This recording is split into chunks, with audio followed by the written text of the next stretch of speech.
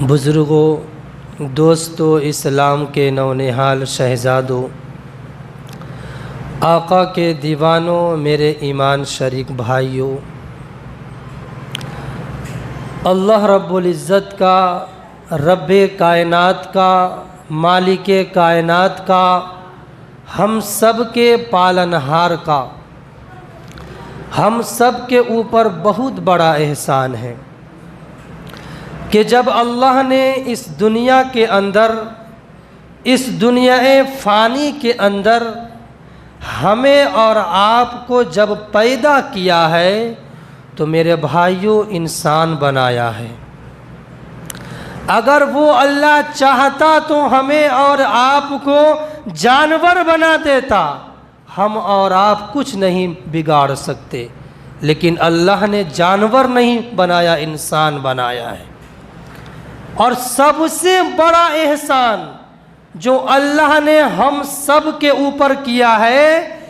کہ اللہ نے ہمیں اور آپ کو میرے بھائیوں ایمان والا بنایا ہے، مسلمان بنایا ہے، اور اپنے حبیب رسول، لاڈلے رسول جناب محمد الرسول اللہ صلی اللہ تعالی علیہ وسلم کی امت میں پیدا فرمایا ہے۔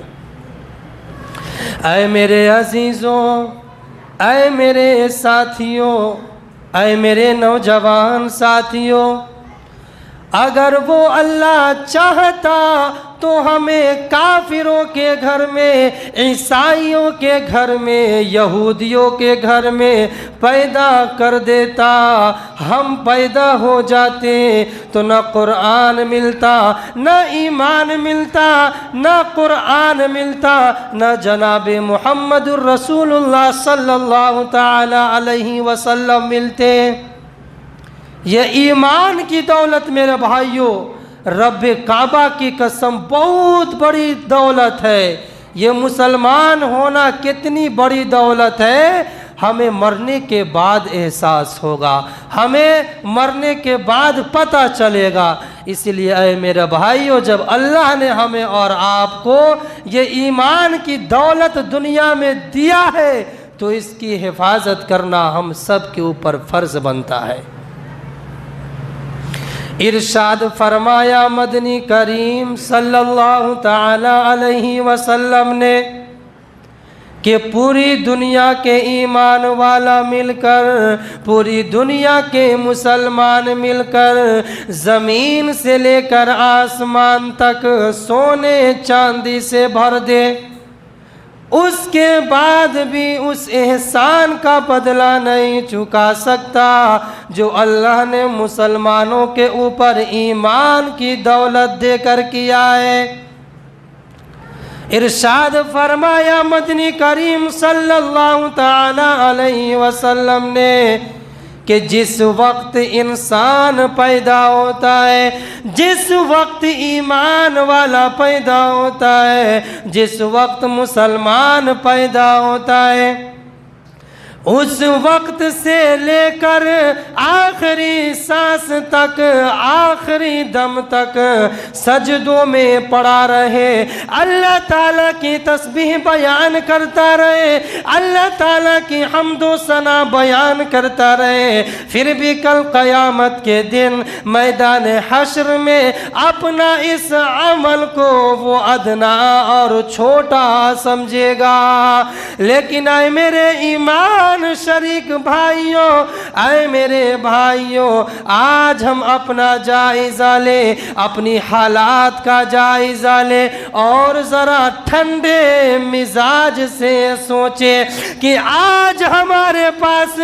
تھوڑی سی دولت ہو جاتی ہے، دل میں تکبر پیدا ہو جاتا ہے، آج ہمیں تھوڑی سی عزت مل جاتی ہے، دل میں تکبر پیدا ہو جاتا ہے، آج ہمیں تھوڑی سی شہرت مل جاتی ہے، دل میں تکبر پیدا ہو جاتا ہے، آج ہم پانچوں وقت کی نمازیں پابندی کے ساتھ کیا پڑھنے لگتے ہیں کہ دل میں تکبر پیدا ہو جاتا ہے، آج ہم جماعت میں جا کر 4 مہینے کیا لگا لیتے ہیں کہ دل میں تکبر پیدا ہو جاتا ہے، آج ہم حافظ، قاری، عالم کیا بن جاتی ہیں کہ دل میں تکبر پیدا ہو جاتا ہے۔ لیکن اے میرے ایمان شریک بھائیوں، اے میرے بھائیوں، آؤ میں آپ کو اپنے نبی کا فرمان سناتا ہوں، آؤ میں آپ کو مدینے کے سلطان کا فرمان سناتا ہوں، آمینہ کے لال کا فرمان سناتا ہوں۔ میرے آقا فرماتے ہیں، میرے نبی فرماتے ہیں کہ جس انسان کے دل میں رائے کے دانے کے برابر بھی تکبر ہوگا، جس انسان کے دل میں رائے کے دانے کے برابر بھی گھمنڈی ہوگی، اسے جنت تو دور کی بات ہے، اسے جنت کی خوشبو بھی نصیب نہیں ہوگی۔ ذرا سوچنے کی مقام ہے میرے بھائیوں، ذرا غور کرنے کی مقام ہے میرے بھائیوں۔ آج ذرا ہم اپنا جائزہ لیں تھوڑا سا۔ آج ہمارے پاس تھوڑی سی دولت ہو جاتی ہے، آج ہمیں تھوڑی سی عزت مل جاتی ہے، تھوڑی سی شہرت مل جاتی ہے، 4-5 لوگ ہمیں عزت کیا کرنے لگتے ہیں کہ ہم اپنے آپ کو بڑا انسان سمجھنے لگتے ہیں۔ لیکن قربان جاؤ آمینہ کے لال کی، آمینہ کے لال کے اوپر کہ جس کے غلام پوری دنیا ہے، پھر بھی میرے نبی جھک کر، سر جھکا کر راستہ چلا کرتے تھے۔ ذرا سوچا کرو میرے بھائیوں۔ اسی لیے تو میرے آقا فرمایا کہ جس کے دل میں رائے کے دانے کے برابر بھی تکبر ہوگا، گھمنڈی ہوگی، جنت تو دور کی بات ہے، اسے جنت کی خوشبو بھی نصیب نہیں ہوگی۔ اے دل میں تکبر پیدا کرنے والوں، اے تکبر کرنے والوں، اے گھمنڈی کرنے والوں، ذرا قبر کے بارے میں تو سوچو، ذرا کل قیامت کے دن کے بارے میں تو سوچو، ذرا میدان حشر کے بارے میں تو سوچو کہ ایک دن میرے نبی مسجد نبوی کے صحن میں تشریف فرما تھے، اپنے غلاموں کے جھرمٹ میں تشریف فرما تھے، اپنے صحابہ کرام کے جھرمٹ میں تشریف فرما تھے کہ میرے نبی نے اچانک قیامت کا ذکر چھیڑا، میرے نبی نے اچانک قیامت کا ذکر چھیڑ دیا۔ میرے نبی فرماتے ہیں کہ کل قیامت کا دن ہوگا، نفسی نفسی کا عالم ہوگا، کل قیامت کا دن ہوگا، بڑا بھیانک دن ہوگا، بڑا خوفناک دن ہوگا، بڑا ڈینجر دن ہوگا۔ میرے آقا فرماتے ہیں کہ او میرے غلاموں سنو، کل قیامت کا دن ہوگا، نفسی نفسی کا عالم ہوگا، کوئی کسی کا حال نہیں پوچھے گا، لوگ ایک دوسرے سے بھاگ رہے ہوں گے، باپ بیٹے سے بھاگ رہا ہوگا، بیٹا باپ سے بھاگ رہا ہوگا، ماں بیٹی سے بھاگ رہی ہوگی، بیٹی ماں سے بھاگ رہی ہوگی، شوہر بیوی سے بھاگ رہا ہوگا، بیوی شوہر سے بھاگ رہی ہوگی، دوست دوست کا نہیں ہوگا۔ میرے آقا فرماتے ہیں کہ کل قیامت کا دن ہوگا، نفسی نفسی کا عالم ہوگا، سورج سر پہ آ جائے گا، زمین تانبے کی ہو جائے گی، لوگ اپنے اعمال کے بقدر پسینے میں ڈوبے ہوئے ہوں گے، کوئی گھٹنوں تک پسینہ میں ڈوبا ہوا ہوگا، کوئی ناپ تک پسینہ میں ڈوبا ہوا ہوگا، کوئی گردن تک پسینہ میں ڈوبا ہوا ہوگا، کوئی ناک تک پسینہ میں ڈوبا ہوا ہوگا، کوئی اپنے پسینے میں ہی غوطہ لگا رہا ہوگا۔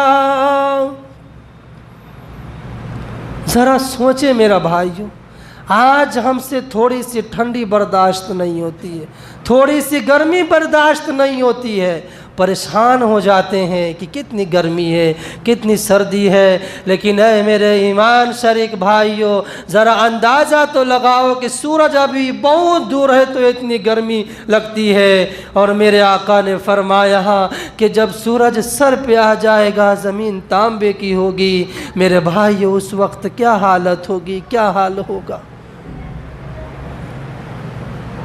आज मुझे अफसोस के साथ कहना पड़ रहा है, आज मुझे अफसोस के साथ कहना पड़ रहा है कि आज मुसलमानों के पास खेती बाड़ी करने के लिए वक्त है, आज मुसलमानों के पास दुकानदारी करने के लिए वक्त है, आज मुसलमानों के पास मेहमानी करने के लिए वक्त है, आज मुसलमानों के पास हर चीज़ करने के लिए वक्त है। लेकिन अफसोस की बात है कि आज मुसलमानों के पास नमाज पढ़ने के लिए वक्त नहीं है, आज मुसलमानों के पास नमाज पढ़ने के लिए वक्त नहीं है। एक ज़माना था, एक दौर था कि इमाम लोग आकर इंतज़ार करते थे कि इमाम साहब आएंगे तो तकरीर करेंगे, बयान करेंगे, खुतबा पढ़ेंगे। लेकिन हाय अफसोस, आज क्या दौर आ गया है, आज क्या ज़माना आ गया है कि बेचारे इमाम को इंतज़ार करना पड़ता है कि लोग आएंगे तो मैं बयान करूँगा, तकरीर करूँगा, खुतबा पढ़ूँगा। किसी शायर ने क्या खूब ही कहा है कि जब मस्जिदें थी कच्ची तो पक्के थे नमाजी, अब पक्की है मस्जिदें तो कच्चे हैं नमाजी। सोचे मेरे भाइयों, गौर करे मेरे भाइयों, वक्त भी हो चला है।